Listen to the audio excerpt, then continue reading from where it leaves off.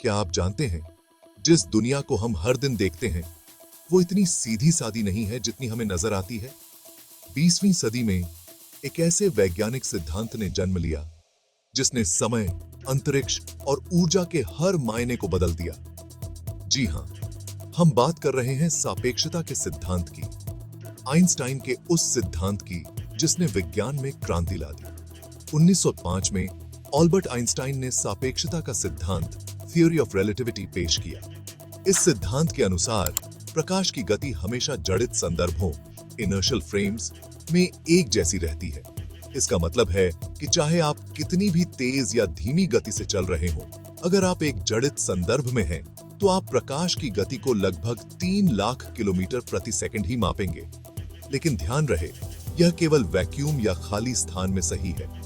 पानी या किसी अन्य माध्यम से गुजरते समय प्रकाश की गति घट जाती है। आइंस्टाइन के इस सिद्धांत ने हमारी अंतरिक्ष और समय की धारणा को पूरी तरह बदल दिया, जिससे समय को चौथे आयाम के रूप में देखा गया, जिसमें हम सभी यात्रा करते हैं। आइंस्टाइन ने बताया कि गुरुत्वाकर्षण सिर्फ खींचने वाली एक शक्ति नहीं है, यह स्पेस टाइम का वक्रण है।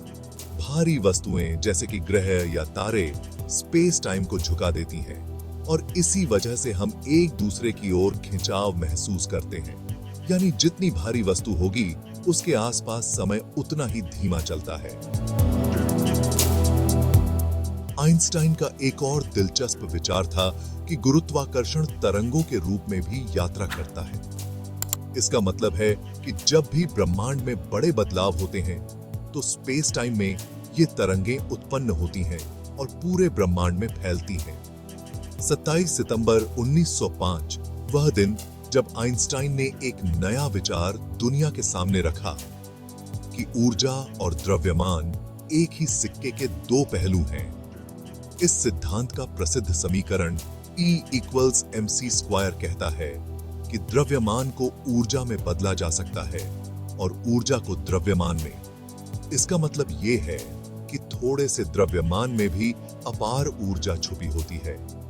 इसी सिद्धांत ने परमाणु ऊर्जा और परमाणु बम को संभव बनाया। अब इस सिद्धांत का एक और गहरा मतलब है, ऊर्जा न तो बनाई जा सकती है और न ही नष्ट की जा सकती है।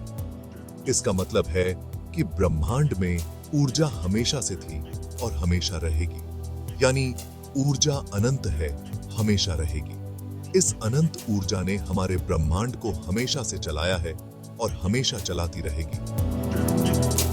अगर ये वीडियो आपको पसंद आई तो चैनल अद्भुत दुनिया या स्ट्रेंज स्फीयर को सब्सक्राइब करना न भूलें और इस वीडियो को लाइक और शेयर भी करें, ताकि हम ऐसे ही और भी रोमांचक विषय आपके सामने ला सकें।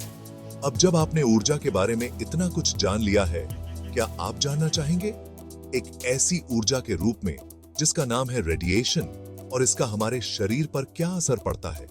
जानिए कैसे एलन मस्क का मंगल ग्रह पर जाने का सपना इसी रेडिएशन की वजह से मुश्किलों में फंस सकता है।